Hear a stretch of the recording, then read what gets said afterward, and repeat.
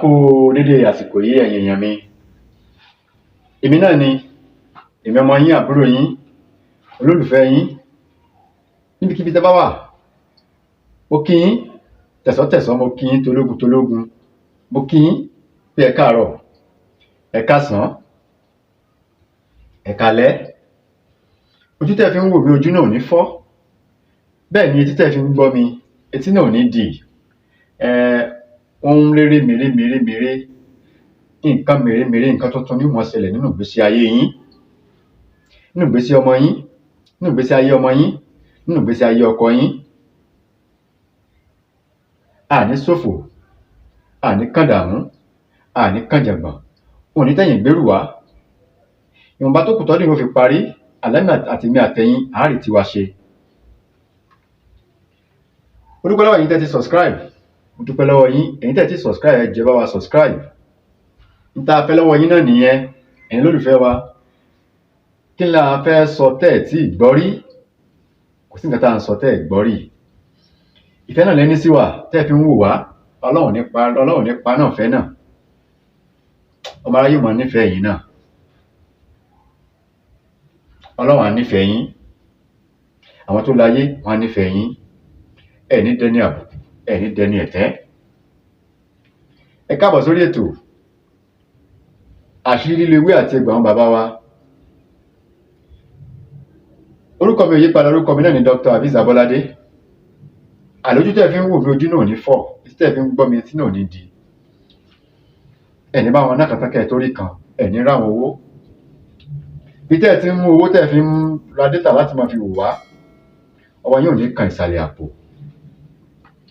Kí mo mú wá fún wa lénìí, òun náà ni àfúnjẹ.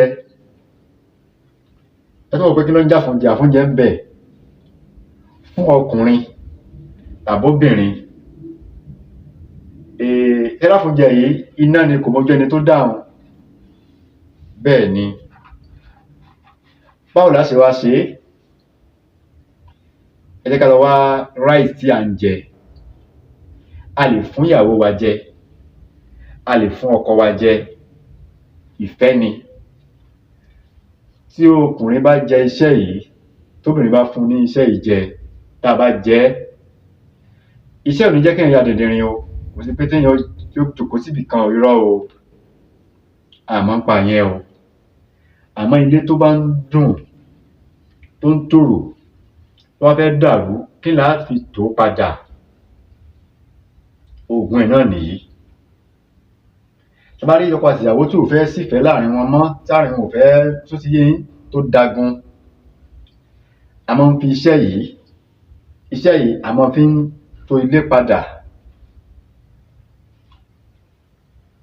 Kí la máa wá gẹ́gẹ́ bí mo sọ síwájú? Ẹ jẹ́ ká lọ wá ìrẹsì tá a mọ̀ sí rice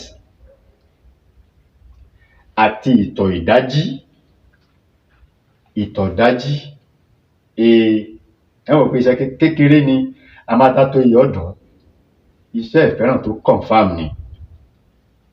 Ẹ tó bá ti wá rí àtìtọ̀ síbì kan, ìtọ̀ dájí, a lè tọ́ sínú ike lágólís. A lè tọ́ ìtọ̀ yẹn bóyá nínú ike oògùn àwọn ọmọdé, ló ti yé yín. Ẹ jẹ́ ká bu ráìsì sínú ẹ̀, ká wá soak ẹ̀ síbẹ̀ fún ọjọ́ 7. Ẹ jẹ́ ká lọ̀ ọ́. Tá bá ti lọ̀ ọ́ tó kúnná, ẹ jẹ́ ká sá sóòrùn. Tá ti sá, ẹ jẹ́ ká wá tuntun lọ̀, ká wá kù ú.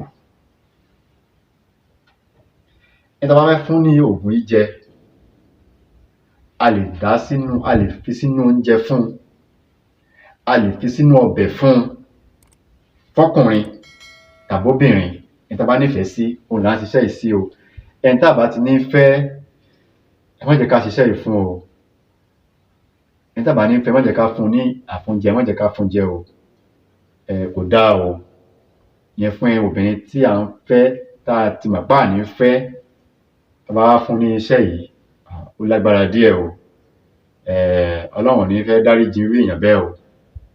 Ọlọ́run ò ní fẹ́ dáríjì ẹni tó bá lo iṣẹ́ ìfẹ́ni tí ò ní fẹ́ o. Ọlọ́run ò ní dáríjì yẹn o. Kò jù báyẹn lọ, ìyẹn fún àfúnjẹ. Ẹ má gbàgbé láti subscribe sórí ìkànnì yìí, ẹ bá mi share fídíò, ẹ bá mi like ẹ̀. mo dúpẹ́ lọ́wọ́ yín tẹ́ ti subscribe, mo dúpẹ́ lọ́wọ́ yín tẹ́ ń wò wá, owó tẹ́ fi ń wò wá Ọlọ́run ní fi wọ́n yín, owó tẹ́ máa fi ra dátà ọwọ́ yín ò ní kásàlẹ̀ àpò ẹ̀ní náà kàtàkẹ́ torí kan. Orúkọ mi ò yípadà, orúkọ mi náà ni Dr. Azeez Abolade. Ire o.